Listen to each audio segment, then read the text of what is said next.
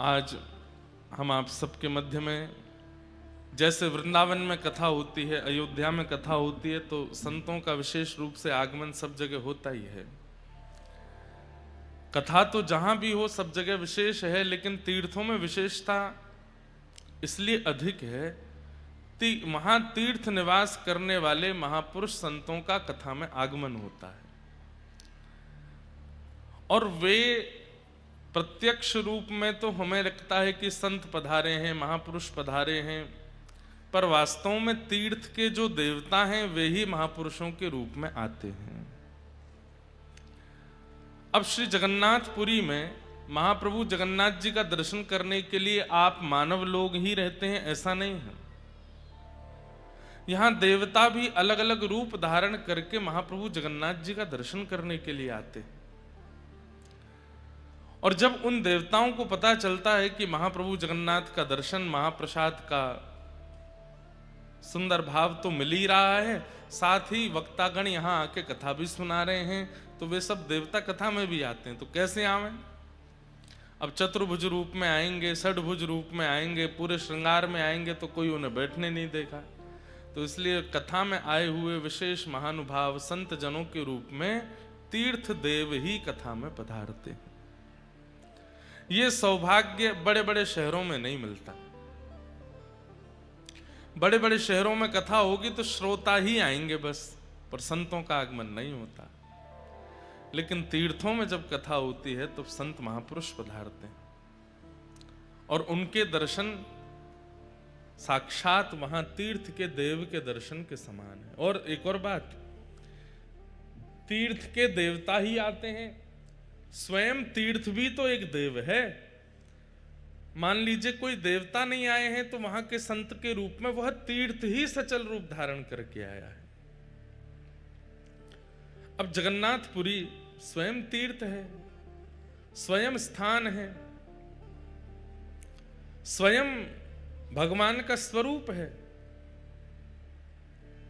उन्हीं महाप्रभु जगन्नाथ जी का यह जगन्नाथ तीर्थ संत महापुरुषों के रूप में पधारा है और विशेष रूप से चतुर्व्यूह रूप होता है। बहुत ध्यान से सुनिएगा सब लोग। ठाकुर जी विशेष रूप से व्यूह रूप धारण करते हैं। आज हम अवतारों पर चर्चा करेंगे। भगवान के 4 प्रकार के अवतार, 5 प्रकार के अवतार होते हैं, उनमें से जगन्नाथ जी कौन से अवतार हैं सब पे हम चर्चा करेंगे। उसमें से एक ठाकुर जी का व्यूह अवतार होता है, मतलब एक ही ठाकुर जी अनेक रूप धारण कर लेते हैं। जैसे वृंदावन में वही श्री कृष्ण किशोरी जी के रूप में है, वही श्री कृष्ण अपने सखाओं के रूप में है, वही श्री कृष्ण यमुना जी के रूप में है, वही श्री कृष्ण वृंदावन के रूप में है। मतलब वृंदावन का दर्शन, यमुना जी का दर्शन, किशोरी जी का दर्शन और श्री राधारमण जी का दर्शन, इन चारों में कोई भेद नहीं है। आप राधारमण जी दर्शन नहीं कर पाए लेकिन वृंदावन तीर्थ को प्रणाम कर लिया है तो राधारमण जी को प्रणाम सहज है। वृंदावन में आकर के भीड़ के कारण मंदिर में नहीं जा पाए लेकिन यमुना जी को प्रणाम कर लिया तो यमुना जी को प्रणाम किया और राधारमण जी को प्रणाम, एक ही बात है। आप बरसाने जाके किशोरी जी को प्रणाम किए और तभी जरूरी काम से वापस आना पड़ा तो किशोरी जी को प्रणाम श्री ठाकुर जी को प्रणाम समान है। ठाकुर जी को प्रणाम किया लेकिन बरसाना नहीं जा पाए किशोरी जी को प्रणाम करने, तो भी वह समानता है क्योंकि वे सब व्यूह हैं। जैसे प्रधानमंत्री अपने निवास पर भी मिलेंगे, अपने कार्यालय में भी मिलेंगे, अपनी बैठक में भी मिलेंगे, अपने दफ्तर में भी मिलेंगे। स्थान उनके 4 हैं पर मिलने वाले तो सब जगह प्रधानमंत्री ही हैं। ठीक वैसे ही ठाकुर जी, चाहे आप राधा रानी के दर्शन करो, यमुना जी के दर्शन करो, वृंदावन के दर्शन करो, चाहे प्रत्यक्ष बिहारी जी के दर्शन करो, एक ही बात है। ये उनका व्यूह रूप है। ऐसे ही तीर्थ जो है ये तीर्थ के प्रधान देवता का व्यूह होता है। कभी अगर बहुत भीड़ होने के कारण महाप्रभु जगन्नाथ जी को आप दर्शन नहीं कर पाओ, आपसे रोज कोई पूछे आज महाप्रभु जगन्नाथ जी के दर्शन किए, भले ही आप मंदिर नहीं गए फिर भी आपको हाँ में ही उत्तर देना है। हाँ किए, क्यों? क्योंकि ये जो साक्षात पूरा तीर्थ जगन्नाथपुरी है, ये भगवान का व्यूह रूप ही है। अगर इस रूप में और महाप्रभु जगन्नाथ जी के रूप में आप भेद मानते हैं तो भी आपको भेदापराध लगेगा। अभी हम सुबह उठ करके स्नान ध्यान करके संध्या वंदन करके कथा करने आ गए, श्री मंदिर नहीं गया, लेकिन आप मुझसे पूछो कि आप आज जगन्नाथपुरी दर्शन करने गए महाप्रभु जी का, तो मुझे हाँ में ही उत्तर देना होगा। हाँ मैं गया, मैं ना नहीं बोल सकता। क्यों? मैंने समुद्र नारायण को देखा, मैंने जगन्नाथ तीर्थ को देखा और इस तीर्थ के सचल संतों को देखा। मैं कैसे कह सकता हूं कि मैंने जगन्नाथ जी दर्शन नहीं किए? ये जगन्नाथ ही तो हैं।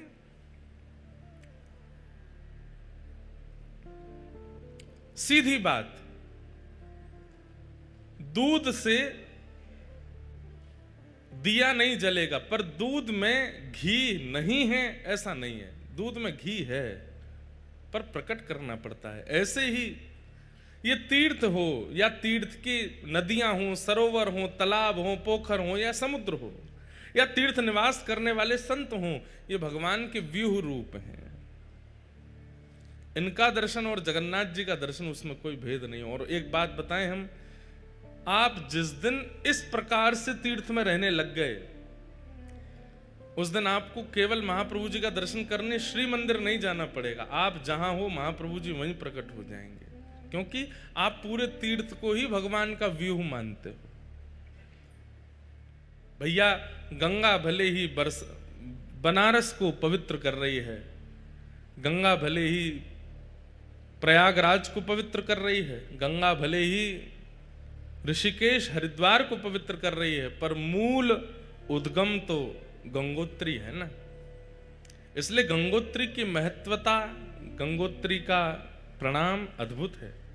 ऐसे ही हमारी व्यासपीठ, पूज्य पिताजी महाराज की व्यासपीठ आप सब लोगों को आनंदित कर रही है, भक्ति का प्रचार प्रसार एवं संचार कर रही है, पर उसका मूल प्रादुर्भाव तो जगन्नाथपुरी से है, श्री जयहर स्वामी मठ से है। वहाँ के हमारे पूज्य श्री तिवारी जी महाराज पधारे हैं, उन्हें बारंबार हम प्रणाम करते हैं। इतना सुंदर दर्शन हो रहा था कल रात्रि में। उसके बाद महाप्रभु जी के बड़ श्रृंगार का दर्शन हुआ। पूरी दुनिया में एकमात्र श्री जगन्नाथ जी ऐसे ठाकुर हैं जो रात में विशेष श्रृंगार करते हैं। यहाँ की रीति कुछ अलग ही है। श्रृंगार दर्शन पूरे विश्व में कहीं भी ठाकुर जी के सुबह के सत्र में होते हैं, लेकिन महाप्रभु जगन्नाथ जी का श्रृंगार रात्रि में होता है। और रात्रि में मानो जैसे सब अर्चक गोपी बन जाते हैं, सहचरी बन जाते हैं, और सहचरी बनकर के महाप्रभु जी का श्रृंगार करते हैं। और वह श्रृंगार धारण करके महाप्रभु जगन्नाथ जी फिर वृंदावन रास के लिए प्रस्तुत होते हैं, रास में प्रस्तुत करते हैं। ऐसे जगन्नाथ जी को हम बारंबार प्रणाम करते हैं। श्री गौड़िया वैष्णव परंपरा में श्री चैतन्य महाप्रभु के पूज्य गुरुदेव आचार्य चरण हुए श्री ईश्वरपुरी जी महाराज, और श्री ईश्वरपुरी जी महाराज के पूज्य गुरुदेव हुए श्री माधवेंद्रपुरी जी महाराज। वे माधवेंद्रपुरी जी महाराज हमारे व्रजमंडल में विराजते थे, और उन्हीं माधवेंद्रपुरी महाराज को श्रीनाथ जी ने दर्शन दिए थे गोवर्धन में। गुरु कहां दर्शन देते हैं, कहां आशीष देते हैं, वो स्थान और वह समय भी बहुत दिव्य होता है। आपको आपके गुरु के दर्शन कहां हो रहे हैं और गुरु आपको कहां आशीष प्रदान कर रहे हैं, वो स्थान भी उस आशीर्वाद को अति विशेष कर देता है। एक तो हमारे गुरुदेव, ऊपर से हमारे पिताजी, और फिर व्यासपीठ पर तो समस्त तीर्थ विद्यमान होते हैं। व्यासपीठ जहां विराज जाती सारे तीर्थ आ जाते हैं, लेकिन वह व्यासपीठ भी एक विशेष तीर्थ में विराज जाए तो उसकी महिमा और है। और उस पर बैठे हुए जब आचार्य चरण आकर के अनुग्रह कर दें, कृपा कर दें, आशीष दे दें, तो ये निश्चित ही भगवान की अति प्रसन्नता का प्रतीक है। ठाकुर जी बड़े प्रसन्न हैं। आज वृंदावन से पूज्य गुरुदेव भगवान भी यहाँ कृपा पर करके पधारे हैं आशीष देने के लिए। पूज्य गुरुदेव भगवान को बारंबार प्रणाम। तो हम क्या निवेदन कर रहे थे? कि हमारे श्रीनाथ जी का और महाप्रभु जगन्नाथ जी का अंतरंग मेल है तो एक ही, लेकिन माधवेंद्रपुरी दास जी श्री गोवर्धन में विराजते थे और कहते हैं तब की चर्चा है जब श्रीनाथ जी प्रकट नहीं हुए थे। सद्दू पानी की गैया जाकर के चारों थनों से दुग्ध प्रवाह करती थी जिस स्थान पर, वहां से श्रीनाथ जी प्रकट हुए। कथा हमने अनेक बार सुनाई है। लेकिन उससे पूर्व श्री गिरिराज जी की तलहटी में माधवेंद्रपुरी बाबा भजन करते थे। बहुत ध्यान से सुनिए सब लोग, इधर देखो। तब उन माधवेंद्रपुरी दास जी को एक छोटे से गोपाल जी, एक छोटे से ब्रजवासी बालक को रूप धारण करके आते और आकर के उनके सामने बैठ के दर्शन लाभ लेते। तब माधवेंद्रपुरी दास जी उनको बता दिया ठाकुर जी ने कि मैं ही परमात्मा हूं, मैं भगवान हूं, यहां लाला बन करके आनंद कर रहा हूं। तब एक दिन माधवेंद्रपुरी दास जी ने पूछा कि आपके श्याम वर्ण अंग पर हमें कभी कभी ऐसा अनुभव होता है कि अत्यंत प्रश्वेत, बहुत पसीना आपको आता है, और कोई कोई आपके अंग में जैसे छोटे छोटे छोटे छोटे कुछ ऐसे चिन्ह दिखाई देते हैं, ऐसा लगता है कि आप श्रमित हो गए हो।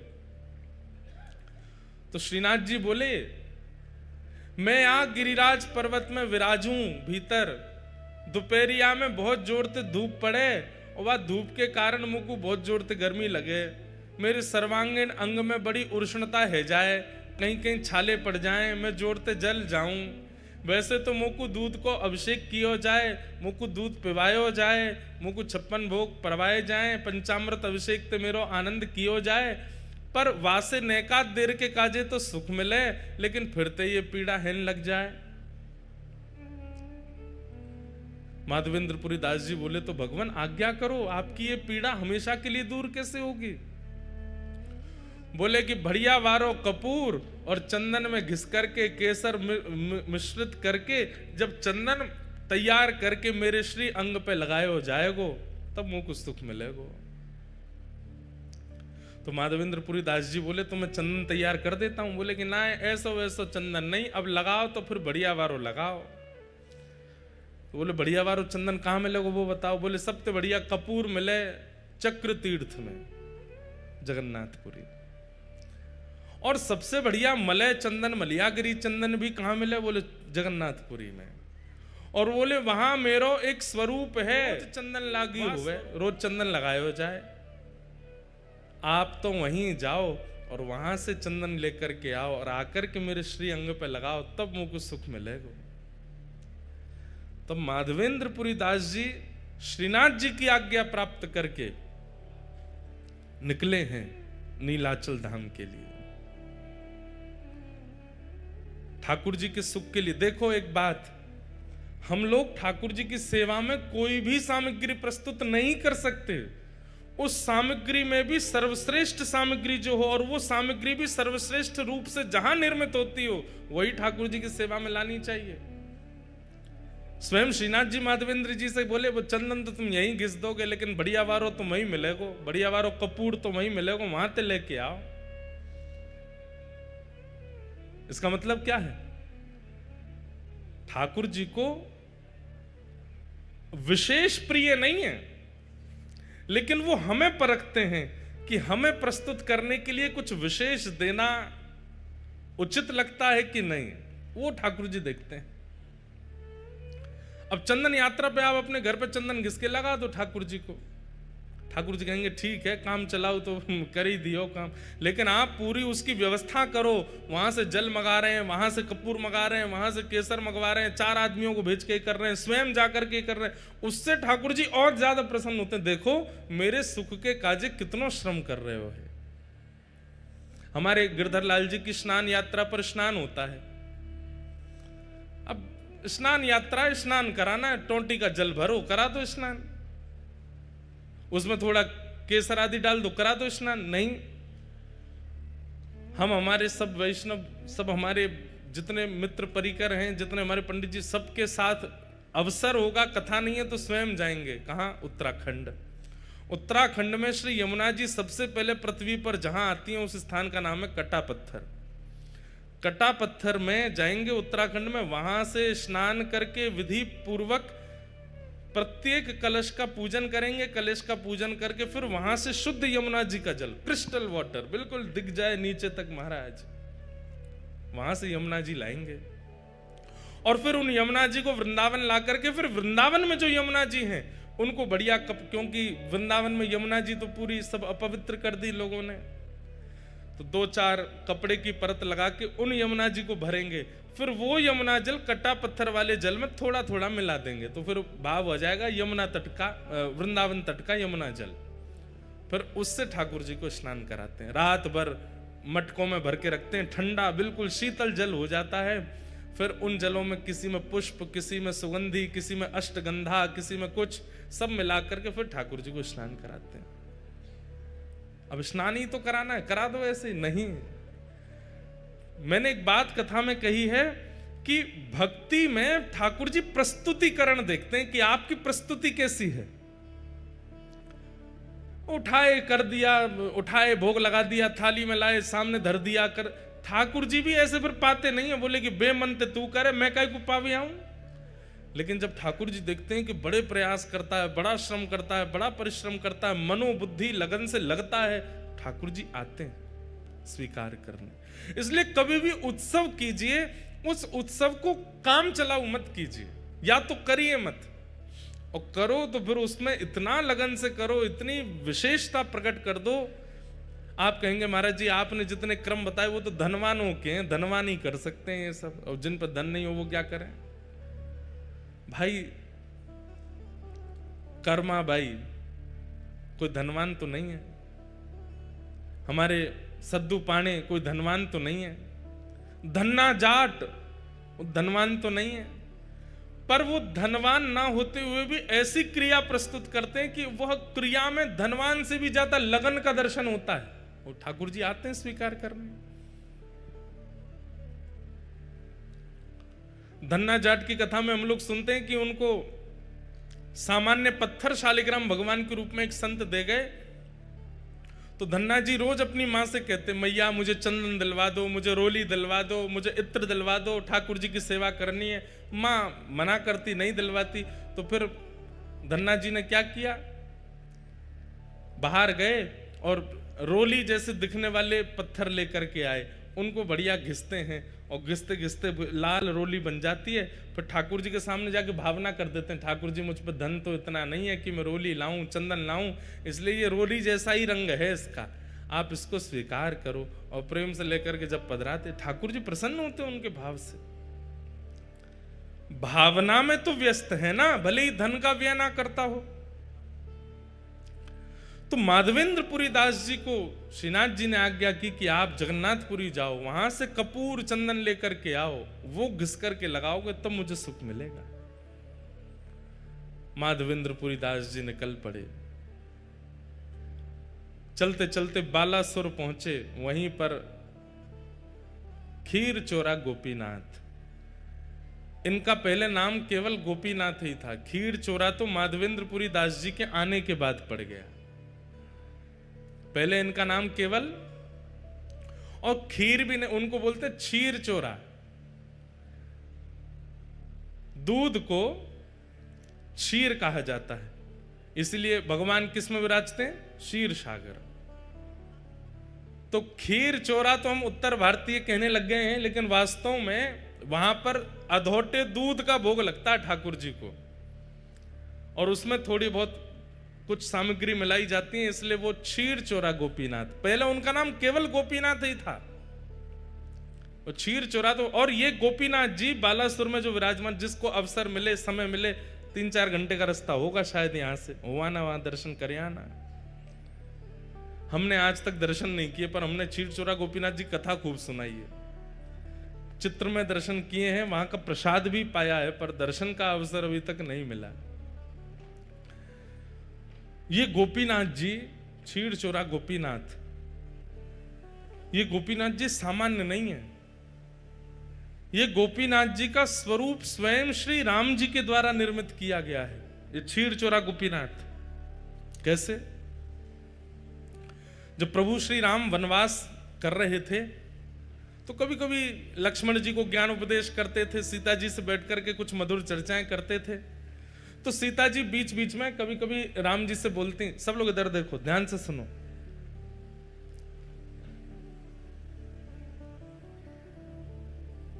राम जी से कहती,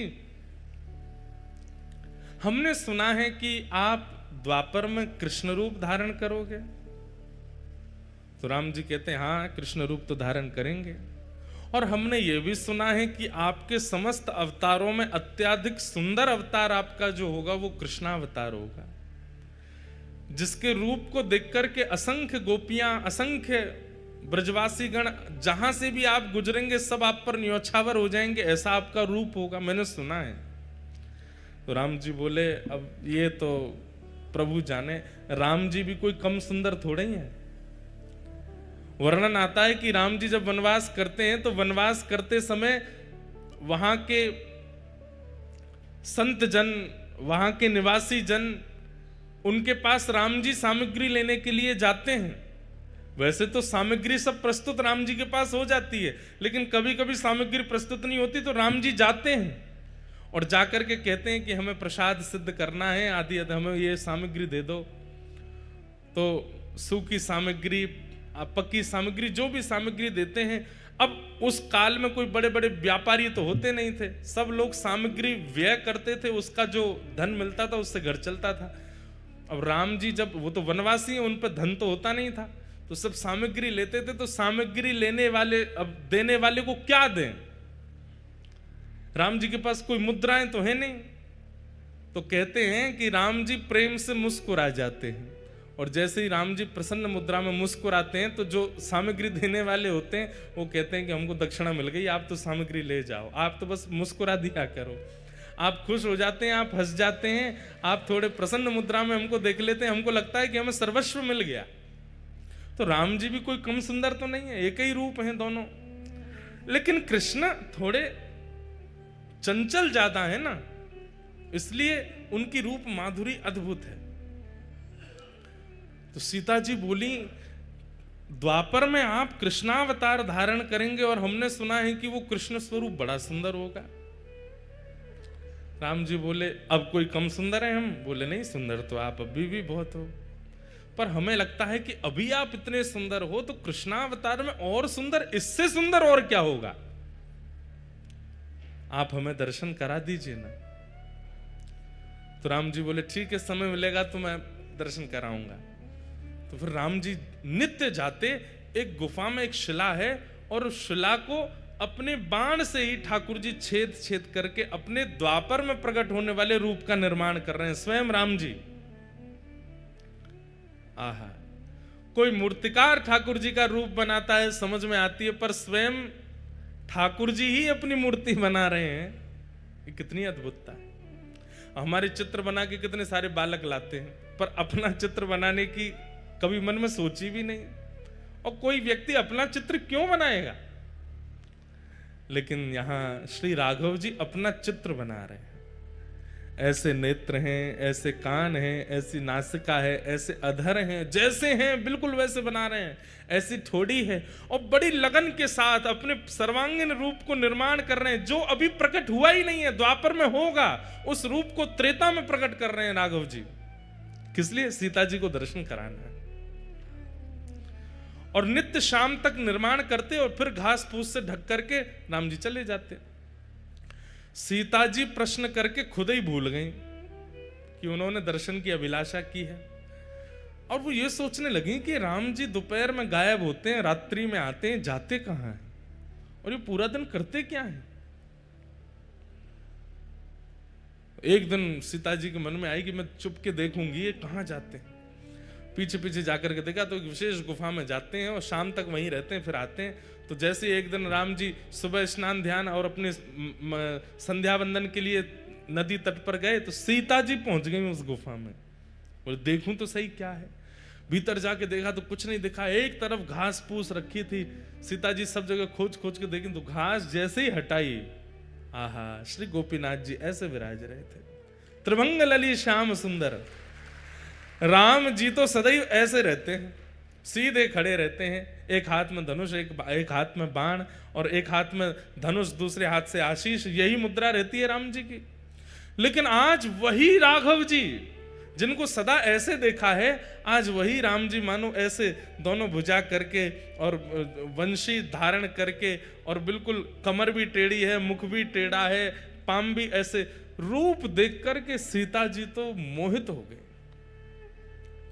बार बार मन में इच्छा होने लगी कि आलिंगन कर लूं मैं इनका, इतने सुंदर। मन में ऐसी भावना आने लगी कि ये यहां पर घास फूस में ढके बैठे हैं, इन्होंने पता नहीं भोजन भी किया होगा कि नहीं, इन्होंने जल भी पान किया होगा कि नहीं। सीता जी तुरंत दौड़ करके गई, पत्तों के दोना बनाए और उन दोनों में कुछ फल अमनिया करके, एक पात्र में जल लेकर के, कुछ पुष्पों के हार बना करके और सुंदर सब सामग्री लेकर के आई। आकर के श्री गोपीनाथ जी को तिलक किया, सुंदर पत्रावली का श्रृंगार कर दिया, गले में माला पहना दी, सर्वांगीण अंग में चंदन अर्पित करने के बाद में भोग पधरा दिया और भोग पधराने के बाद में आरती कर दी। इतने में समय हो गया राम जी के आने का। राम जी जैसे ही आए, आकर के देखा कि यहां तो सीता जी नाच रही हैं मगन होकर के गोपीनाथ जी के आगे। राम जी बोले, देवी ये आपने क्या कर दिया? अरे ये देखो कितने सुंदर हैं, हमें तो आपने सारे तीर्थों में सब स्थान देवताओं के दर्शन कराए, इन देवता का दर्शन क्यों नहीं कराया हमको? ये बेचारे घास फूस में ढके रखे थे, हमने इनका भोग लगा दिया, माला पहना दी, चंदन पधरा दिया। राम जी बोले, देवी ये कोई स्थान देवता नहीं थे, तो आपने हमसे जिज्ञासा की थी कि द्वापर के रूप का दर्शन कराओ, तो मैं अपने हाथ से ही अपना रूप बनाना था, ये मेरे द्वापर का स्वरूप है। सीता जी बोली, ये आपके द्वापर का स्वरूप है? बोले जी यही श्री कृष्ण है। सीता जी तो भाव विह्वल हो गए, बोले कि आप वचन दीजिए। बोले क्या? आप अकेले नहीं आएंगे द्वापर में, द्वापर में एक रूप से तो मैं लक्ष्मी ही आपकी परांबा जगदम्बा रुक्मणी बनकर के आऊंगी, पर इस रूप का आस्वादन करने के लिए आपको मुझे पूर्व में भी बुलाना पड़ेगा। उसमें मैं केवल आपको देखूंगी, आपका प्रेम स्वीकार करूंगी, आपको देखकर के नृत्य करूंगी, आपको देखकर बस मेरी एक ही क्रिया होगी, ना भोजन करना, ना जलपान करना, ना शयन करना, केवल आपको देखना। तब राम जी बोले, ठीक है, आप ही साक्षात किशोरी जी के रूप में प्रकट हो जाना, श्री राधा रानी बन करके आ जाना और मेरे रूप लावण्य का खूब सुख लेना। लेकिन देवी तुमने इनका तिलक क्यों कर दिया, इनको माला क्यों पहना दी, इनको? बोले क्यों? अभी ये पूरे बने नहीं है, अभी मुझे और निर्माण करना है, अभी ये पूर्ण रूप से सिद्ध नहीं हुए, अभी थोड़ी बहुत। तो सीता जी बोली ये इतने सुंदर हमारे प्राण हरण कर रहे हैं, इससे भी अधिक आपको इनको बनाना है तो इनको अधूरा ही रहने दो, फिर तो हम इससे अधिक जो विशेष रूप है वो तो द्वापर में ही देखूंगी मैं, क्योंकि इनको देख करके जब मेरा मन इतना आनंदित हो रहा है तो फिर पूर्ण रूप कैसा होगा?